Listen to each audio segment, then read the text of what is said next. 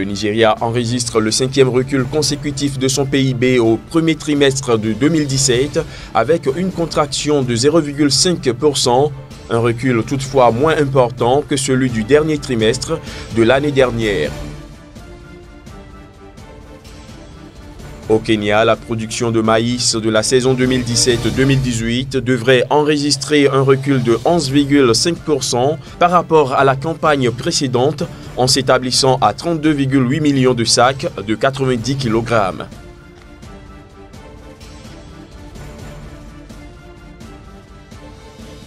Et puis pour espérer une croissance forte, les pays d'Afrique subsaharienne doivent, selon le FMI, assainir leur politique budgétaire, diversifier leur économie et s'occuper de leurs populations les plus démunies.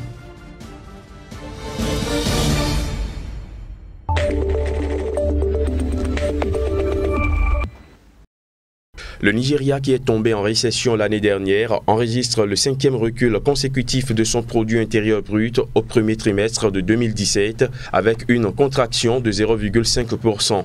Ce recul est toutefois moins important qu'au dernier trimestre de l'année dernière où le produit intérieur brut du pays avait souffert d'une contraction de 1,7%. Cette légère amélioration est due à la fragile reprise de la production du pétrole et de la stabilisation des prix du baril.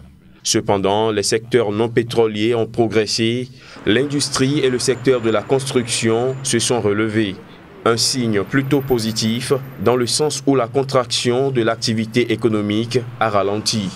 Le Nigeria traverse actuellement une grave crise économique due en partie à la chute des cours du baril et aux attaques constantes de rebelles sur ses installations pétrolières dans la région du Delta en 2016 qui ont fait tomber la production à 1,4 million de barils par jour contre 2,5 millions il y a 10 ans. Aujourd'hui, grâce aux négociations engagées entre Abuja et les groupes armés, les attaques sont gelées et la production est remontée à près de 2 millions de barils par jour.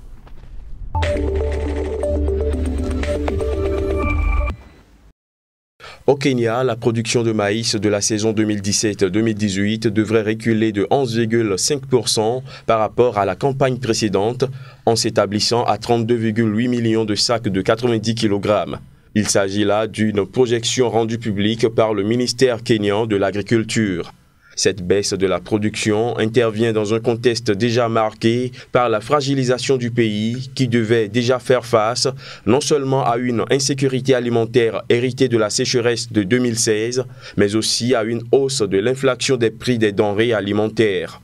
Selon le gouvernement, la situation devrait s'améliorer dans plusieurs zones à haut potentiel agricole, notamment Kitale, Eldoret et Nandi Hills. La performance agricole globale pourrait dépendre de la gestion faite de l'invasion des chenilles légionnaires dans ces régions. Précisons que l'invasion des chenilles légionnaires a déjà conduit à la destruction de 3200 hectares de terre dans le nord de la province de la vallée du Rift, qui est l'une des principales zones de production de maïs du pays, soit environ 60% du volume national.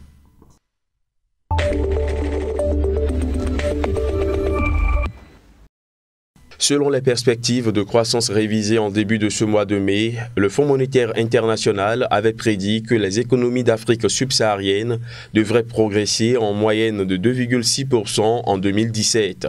Un chiffre largement en recul par rapport à son niveau de l'ordre de 5 à 6% des 2 dernières décennies. Pour espérer une croissance forte et répondre aux aspirations d'une population jeune et croissante, les pays d'Afrique subsaharienne doivent, selon une publication du blog officiel du FMI, prendre en compte 3 préceptes. D'abord, assainir leur politique budgétaire, ensuite diversifier leur économie et enfin s'occuper de leurs populations les plus démunies.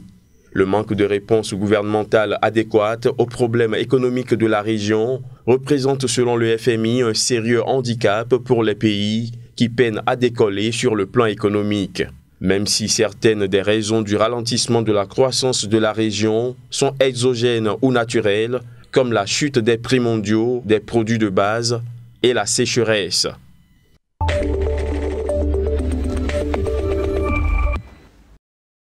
Selon un rapport publié lundi par la Banque africaine de développement, un tiers des pays africains, soit 18 pays sur les 54 que compte le continent, ont atteint des niveaux de développement moyen ou élevés en ce qui concerne la santé, l'éducation et le niveau de vie.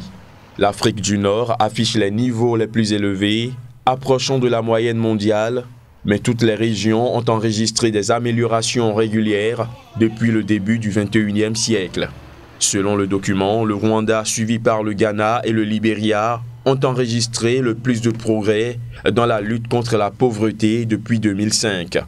Malgré les avancées notées, 544 millions d'Africains sur une population totale estimée à 1,2 milliard vivent toujours dans la pauvreté.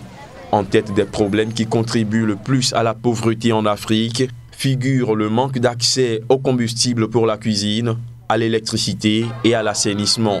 Selon le président de la Banque africaine de développement Akinwumi Adesina, les pays devront consentir davantage d'investissements dans le capital humain, santé, éducation et compétences s'ils veulent actionner le levier de sources de croissance plus stables afin de stimuler le développement humain.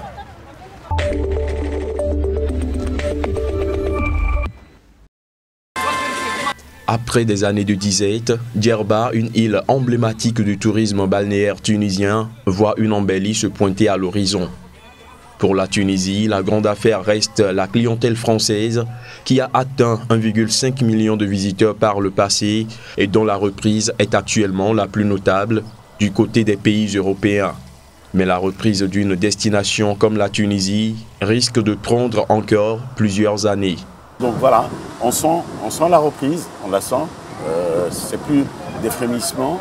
C'est vrai que le tourisme revient un peu plus ou moins, mais il y a toujours des petits problèmes parce que c'est pas comme avant. C'est pas comme avant, on attend encore un peu et Inch'Allah, ça va, comme je vous l'avais dit tout à l'heure, Inch'Allah, ça va revenir d'ici 2-3 ans. Le tourisme, secteur clé de l'économie tunisienne, a d'abord souffert de l'instabilité post-révolution de 2011, avant de plonger dans le noir suite à la série d'attaques djihadistes de 2015-2016, dans laquelle 59 touristes ont notamment péri. 1 an et demi plus tard, si la menace reste présente, les autorités assurent que la sécurité est désormais maîtrisée en Tunisie et la destination de retour sur la carte de la Méditerranée. Il y a un travail important qui a été fait sur la sécurité. Il y a une croissance du 1er janvier jusqu'à la date d'aujourd'hui supérieure à 40% pour justement les touristes français, mais en moyenne, venant d'Europe, il y a une croissance de l'ordre de 34%. On s'équipe, en caméras de surveillance, en infrarouge sur les clôtures latérales, etc. Sur la présence accrue d'agents de sécurité. Nous, par exemple, on a dû faire appel à une société de surveillance et de gardiennage. On se sent en sécurité. C'est vrai que quelque part, on entend des fois l'hélicoptère. Bon, c'est vrai qu'on est un petit peu inquiet quelque part. Et non, parce qu'on parle avec les autres. Voilà, on est quand même en sécurité. Même si bientôt 2 années sont passées, difficile d'oublier les images de l'attentat de Sousse dans lequel 38 touristes, dont 30 britanniques, ont été tués à la Kalachnikov. À ce jour, la Grande-Bretagne est l'un des derniers pays européens à n'avoir pas levé ses restrictions de voyage en Tunisie.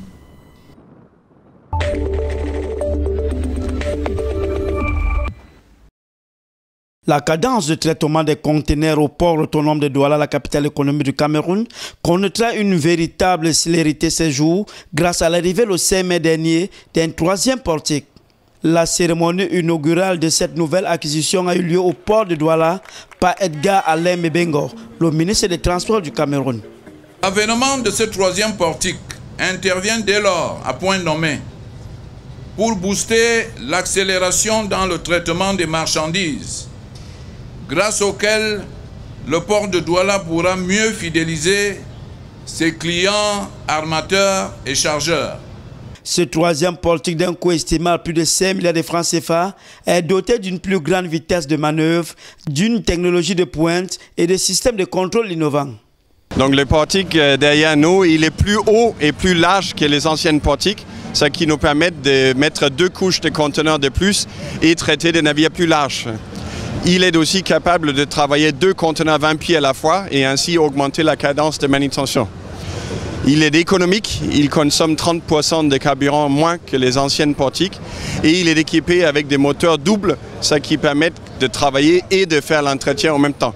Le port de Douala était jusque-là doté seulement de 2 portiques de taille moyenne. Le rythme de manutention des conteneurs au débarquement et à l'embarquement ne pouvait se limiter qu'à un certain niveau de performance. Mais avec l'arrivée d'un 3e portique, les capacités de port autonome de Douala à traiter les marchandises qui y passent ne pourront que nettement s'améliorer. Ce 3e portique va effectivement permettre d'améliorer les cadences de décharge des conteneurs et des différentes marchandises qui vont arriver au port de Douala. Ce portique de caisse supplémentaire est le résultat d'une synergie d'action observée entre le concédant, qu'est le port autonome de Douala, et le concessionnaire Douala International Terminal.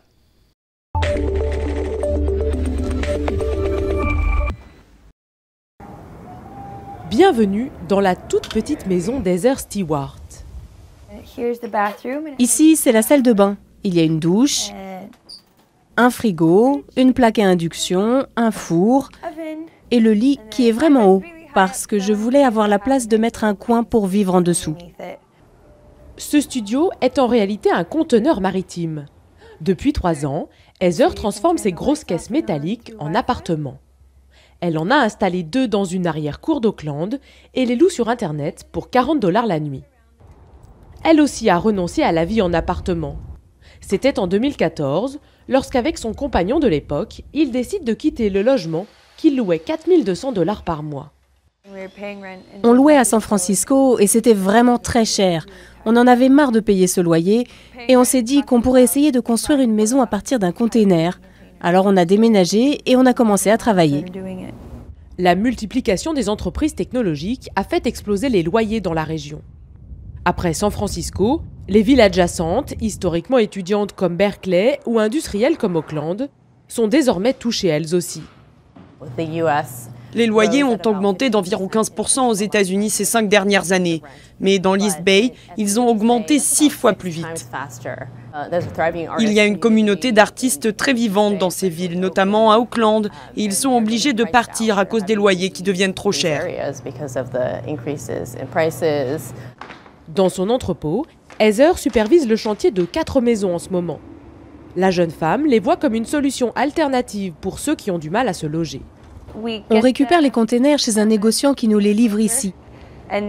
Ensuite, on perce des trous pour les fenêtres et la porte, on les renforce avec des barres en métal et on vaporise de la mousse isolante pour être sûr qu'ils soient totalement étanches. Un container vaut 2 300 $, auquel il faut ajouter entre 6 et 12 000 $ pour le transformer, selon que l'on souhaite un modèle basique ou un studio autonome équipé de panneaux solaires et de réservoirs d'eau.